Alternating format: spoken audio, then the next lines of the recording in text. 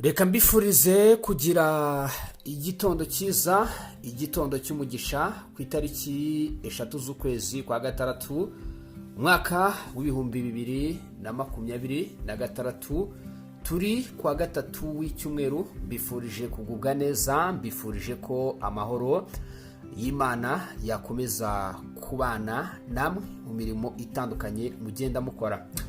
Muri iki gitondo rero twongeye kugaruka. Muri iki gitondo tugiye kurebera rimwe amakuru ndetse na byinshi bikomeza kugenda biyavugwamo ni mu burasirazuba bwa Repubulika ya Demokarasi ya Kongo. Muri ya makuru yacu mashya nsaba buri muntu wese gukanda kuri subscribe cyangwa se s'abonner kugira ngo ajye akomeza gukurikirana ibiganiro byacu ndetse n'amakuru yacu tanu kwa tanu kabisa. Aho kandi niba ari ubwa mbere ugomba kunkandira kuri like ntugende utabikoze kugira ngo ibiganiro byacu bikomeze kugenda bikugeraho ku gihe. Ikaze kuri Shema Dossier Anarchique, mu makuru menshi cyane dukomeza kugenda turebera hamwe tubabwira uko ibintu byifashe ndetse nuko bihagaze muri rusange mu ntambara z'urudaca zirimo kubera mu burasirazuba bw'igihugu cya Repubulika ya Demokarasi ya Kongo, kandi urabona ko zikomeje gufata indi ntera. Aya makuru tugiye kuyahera by'umwihariko mu bice bya teritwari ya Nyiragongo hafi n'imipaka ihuza Repubulika ya Demokarasi ya Kongo ndetse n'igihugu cy'u Rwanda. Harimo kubera imirwano ikomeye cyane. Muri rusange ni ugukozanyaho gukomeye cyane hagati y'ingabo za leta ya Kongo FARDC n'abafatanyabikorwa bazo barimo Nyatura Zahendo. Mu by'ukuri hano mu ntara ya Kivu y'Amajyaruguru by'umwihariko hafi neza ya pariki ya Virunga harimo harabera imirwano ikomeye cyane, kilometero 25 ukandagira Irumangabo mu gace ka Kibati, ndetse kilometero 15 ukandagira mujyi wa Goma mu gace ka Kibati niho harimo kubera intambara ikomeye cyane. Turanyaruka tubabwire amakuru agezweho muri iyi ntambara muri teritwari ya Masisi ndetse na teritwari ya Warikare. Turababwira byinshi cyane mu byo turamukanye muri iki gitondo. Wowe ndaza kukugezaho buri kimwe cyose, ndaza kukubwira uko amaoperasiyo ahagaze by'umwihariko ku birimo birabera muri iyi ntambara ikomeje kubera hano burasirazuba bw'igihugu cya Repubulika ya Demokarasi ya Kongo. Ni mu gace ka Kibati kari mu karere ka Nyiragongo mu ntara ya Kivu y'Amajyaruguru hafi neza y'umupaka uhuza Repubulika ya Demokarasi ya Kongo ndetse n'igihugu cy'u Rwanda. Haravugwa ibikorwa bikomeye cyane bya gisirikare hagati y'impande zihanganye ku rugamba rwo mu burasirazuba bwa Kongo. Amakuru ava muri ako gace avuga ko umunsi wose w'ejo watambutse waranzwe n'ibitero by'indege zitagira abapiloti zizwi nka drones zivuga ko zagiye zirekura ibisasu ku birindiro bivugwa ko bigenzurwa n'umutwe wa M23 bice bitandukanye bya Kibati no mu nkengero zayo, aho abaturage batuye hafi yaho imirwano cyangwa se ibyo bitero byabereye bavuga ko bumvisha urusaku rw'ibisasu n'amasasu rwakomeje kumvikana amasaha menshi cyane. Rero ibintu byanateye impungenge n'ubwoba ku baturage. Izo ndege ndumva twari twazivuzeho, ariko twaje kumenya ko nyuma yazo n'ubundi hafi y'ishyamba rya Virunga haje kubera imirwano mu masaha y'ijoro ryatambutse, aho imirwano iri infantry ariyo yari irimo iravuza ubuhuha bigaragara ko ari ibitero bikomeye cyane bya FARDC n'abafatanyabikorwa bayo barimo waza VDP ariyo Nyatura rero iri hano muri ibi bice.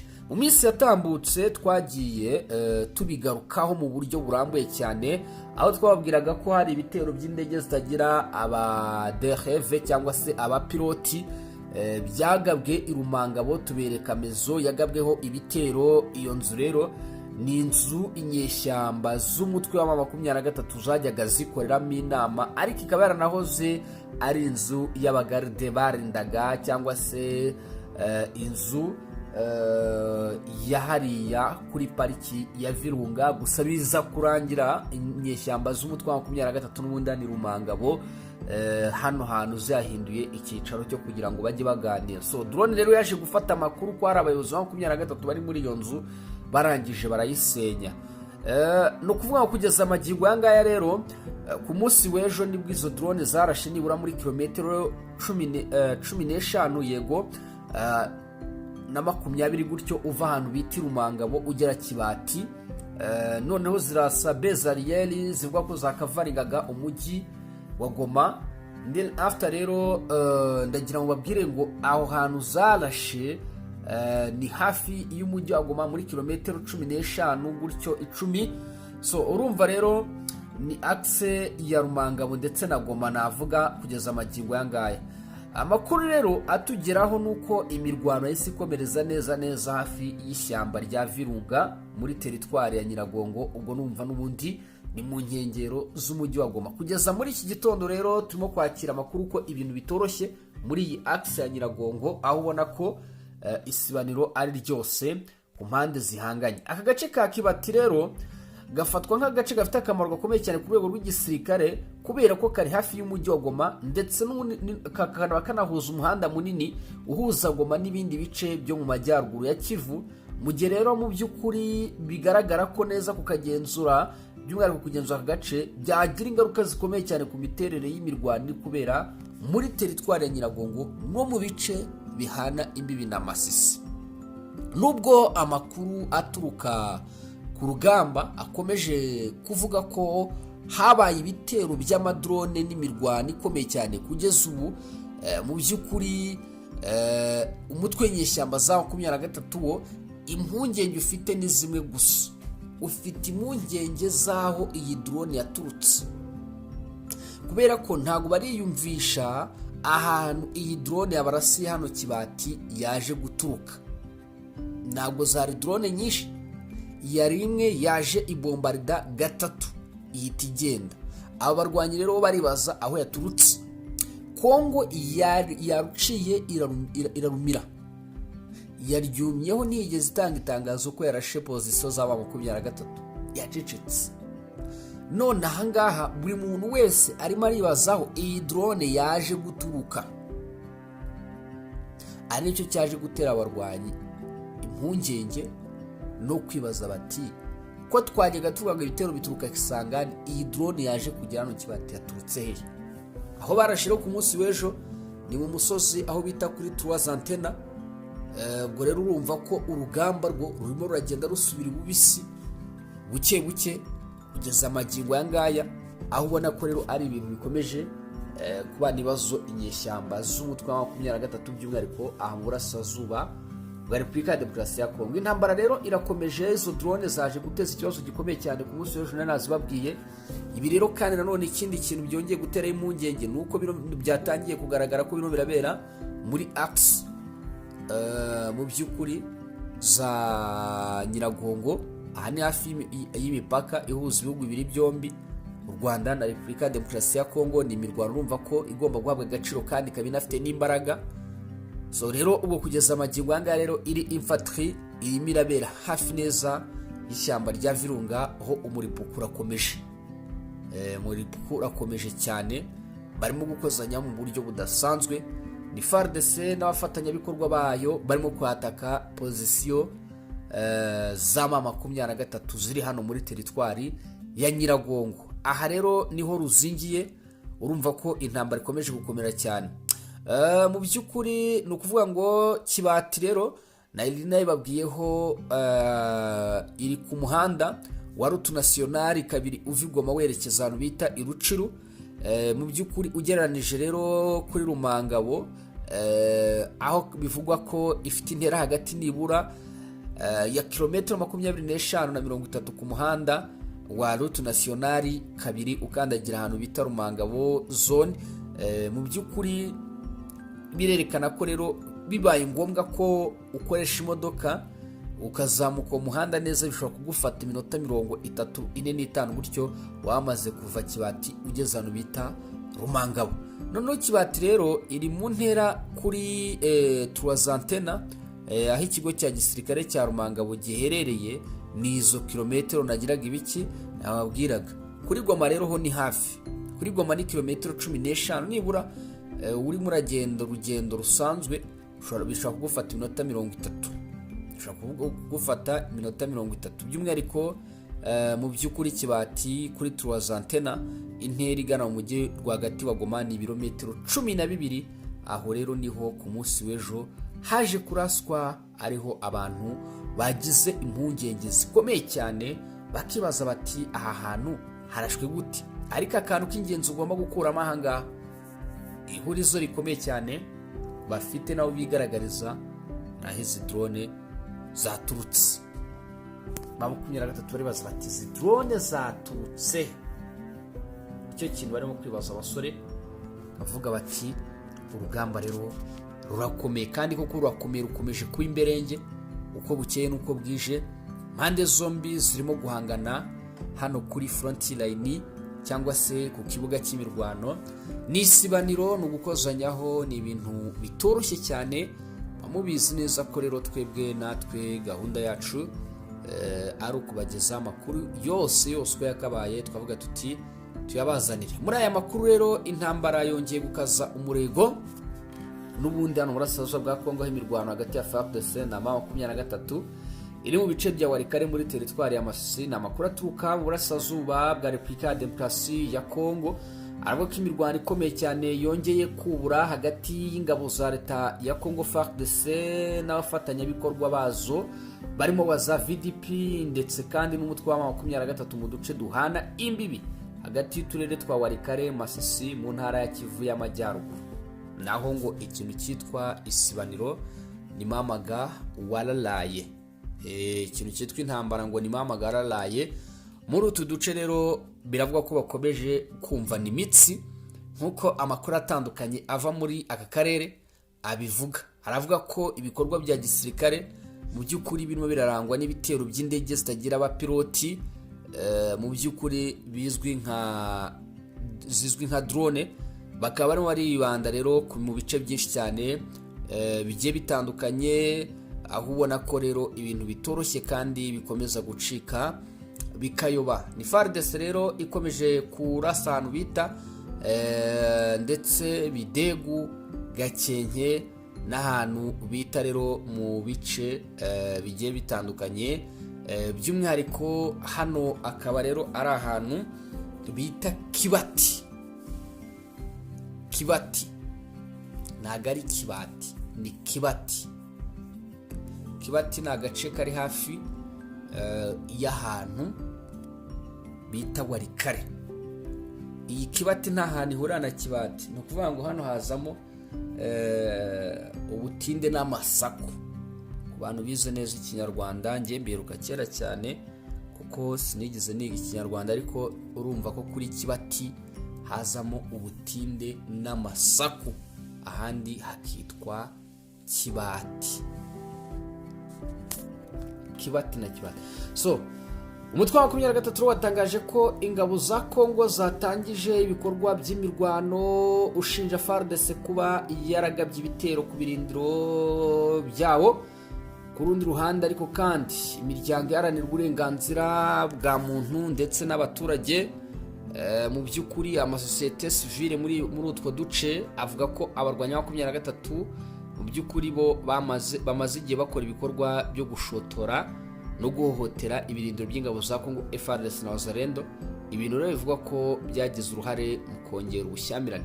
Uvanga inyeshyamba z'umutwe wa 23 zo zirimo ziratangaza zigira ziti ni ingabo za leta FARDC zirimo kutugabaho ibitero, ariko societe civile ikavuga ati murabeshye, siko kuri.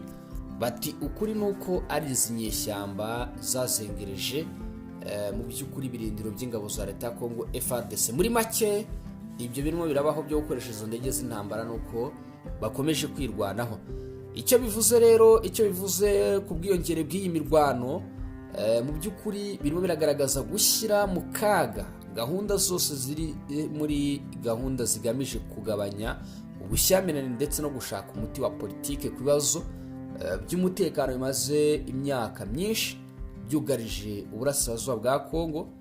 Kugeza amagingo yanga rero iyo mirwano, ubu impande zombi zisigaye zaririnze gutangaza imibare y'ababaguye muri ibyo bitero, kubera ko yaba ku ruhande rw'inyeshyamba z'umutwe wa 23 nta mibare bigeze batangaza ku ruhande rwa FARDC, nta mibare bigeze batangaza y'ababa baguye muri ibyo bitero. Imirwano rero n'ubundi muri East Congo ikomeje gufata indi ntera, ibintu ubona ko bitoroshye, ni ibintu ubona ko bitoroshye birimo gucika bikayoba. Aho ingabo za leta ya Congo FARDC n'abafatanyabikorwa bazo bakomeje ibikorwa bya gisirikare byo guhangana by'umwihariko n'aba barwanyi b'inyeshyamba z'umutwe wa M23. N'urugamba rero rukomeye cyane, ikaba intambara ikomeye cyane ikomeza kugenda yiyongera hano mu burasirazuba bwa Repubulika ya Demokarasi ya Congo. Makuru ni menshi cyane rero, natwe tuba dukomeza kugenda tubakurikirana buri kimwe ku kindi, tubagezaho amakuru yose uko yakabaye. FARDC na Wazalendo bakomeje gukozanyaho uburyo bugaragarira amaso ya buri wese, bakozanyaho n'inyeshyamba z'umutwe wa M23. Hagati aho ngaho rero urugamba rukaba rukomeje kuba isibaniro. Abakurikirana hafi rero ibintu birabera mu majyaruguru ya Kivu ndetse na Kivu y'Amajyepfo baravuga ko mu by'ukuri ibintu bihagaze nabi. Ubu rero uko bihagaze bikaba bishobora gutuma imirwano irushaho kugirwa cyangwa se gukwira mu bindi bice byinshi cyane bya Walikale na Masisi, mu gihe nta ngamba zihuse zafatwa zo guhagarika ibikorwa bya gisirikare bikomeje kuvugwa hano mu burasirazuba bw'igihugu cya Repubulika ya Demokarasi ya Congo. Iyo ni teritwari ya Masisi nayo, byumve neza ko ibintu biba bitoroshye, by'umwihariko aha mu burasirazuba bw'igihugu cya Repubulika ya Demokarasi ya Congo. Ni ibitero bishya rero bikomeza kugenda bivugwa bigarukwaho kugeza amagingo angaya. Rero saho gusa kuko agace bita Kashebele nako karimo kuberamo isibano ry'intambara ikomeye cyane, aho ubona ko ibintu bitoroshye, urabona ko ibintu bitoroshye bikomeje gucika bikayoba. Aya rero ni amakuru akomeza kugenda atugeraho, ndetse aho ubona ko urugamba rukomeje kuba akasa mutwe, aho ubona ko ibintu bitoroshye mu burasirazuba bw'igihugu cya Repubulika ya Demokarasi ya Congo. Mu yandi makuru ndagira ngo babwire ko n'ubundi teritwari ya Walikale ubu agace bita Buhimba karimo karakontororwa n'ingabo za leta ya Congo FARDC. Agace ka Buhimba rero kamazije kwakwa abarwanyi b'inyeshyamba z'umutwe wa M23. Aha ni ahantu bita Buhimba rero muri teritwari ya Walikale. Urabona ko naho ibintu birushaho kugenda bikomera cyane kugeza amagingo yangaya. Urabona ko ibintu birushaho kugenda bikomera cyane. Buhimba rero ubu tuvugana ikaba yamazije kwigarurirwa bidasubirwaho mu by'ukuri n'ingabo za leta ya Congo FARDC. Ibyo byose rero ni bikomeza kugenda bivugwa bigarukwaho. N'uburasirazuba bwa Repubulika ya Demokarasi ya Congo bukomeje kwibazwaho ibibazo byinshi cyane, mu gihe kandi kugeza amagingo angaya ikindi ugomba kumenya, itimu y'abaganga rwose b'Abashinwa yamaze kugera i Kinshasa mu rwego rwo kugira ngo barwanye icyorezo cya Ebola. Iyo timu rwose yabashije gukandagira ahantu bita Kinshasa kugeza amagingo yangaya mu kurwanya icyorezo cya Ebola hano ku butaka bw'igihugu cya Repubulika ya Demokarasi ya Congo. Nayo n'indi nkuru rwose irimo iragenda ivugwa muri aya masaha. Ku kibuga cy'indege cya Bunia, nyuma yo kugifunga rero ubu bivugwa ko ngo cyamazije gufungwa kubera mu by'ukuri Ebola. Ni ukuvuga ngo byatangajwe na Minisiteri y'Ingendo, ndetse kandi bemeza ko hagomba kubanza kubungabungwa ubuzima bw'abaturage. Indwara ya Ebola rero nayo ikomeje kuba Ebola hano mu burasirazuba bw'igihugu cya Repubulika ya Demokarasi ya Congo ndetse no muri Repubulika ya Demokarasi ya Congo hose. Ubwo rero Abashinwa ngo bakaba bamaze gukandagira Congo kugira ngo babashe kugira ibiki guhosha icyo kibazo. Hari timu rero y'Abashinwa yamaze kugera hano ku butaka bw'igihugu cya Repubulika ya Demokarasi ya Congo. Mbega byinshi tubivuzeho, reka duhinira ahangaha tunashimira cyane by'umwihariko abakunzi bacu. Iyi ni Shema Dossier Anarctique, aha rero ahangaha niho bigiye kujya bibera. Mwabibonye ko abacitswe ugomba kujya muyakurikira muri hano. Murakoze cyane, murakarama, mugire ibihe byiza, Imana n'umugisha ikomeze kongera imirimo yanyu. Ngayo nguko ayo niyo makuru abatugeraho. Murakoze, murakarama.